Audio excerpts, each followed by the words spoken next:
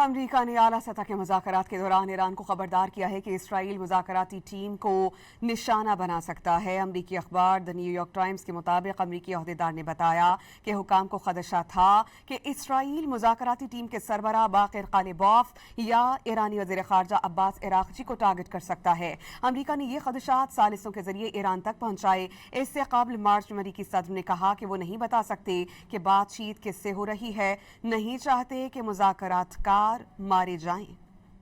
امریکہ نے اعلیٰ سطح کے مذاکرات کے دوران ایران کو خبردار کیا ہے کہ اسرائیل مذاکراتی ٹیم کو نشانہ بنا سکتا ہے۔ امریکی اخبار دی نیو یارک ٹائمز کے مطابق امریکی عہدیدار نے بتایا کہ حکام کو خدشہ تھا کہ اسرائیل مذاکراتی ٹیم کے سربراہ باقر غالباف یا ایرانی وزیر خارجہ عباس عراقچی کو ٹارگٹ کر سکتا ہے۔ امریکہ نے یہ خدشات ثالثوں کے ذریعے ایران تک پہنچائے۔ اس سے قبل مارچ میں امریکی صدر نے کہا کہ وہ نہیں بتا سکتے کہ بات چیت کس سے ہو رہی ہے، نہیں چاہتے کہ مذاکرات مارے جائیں۔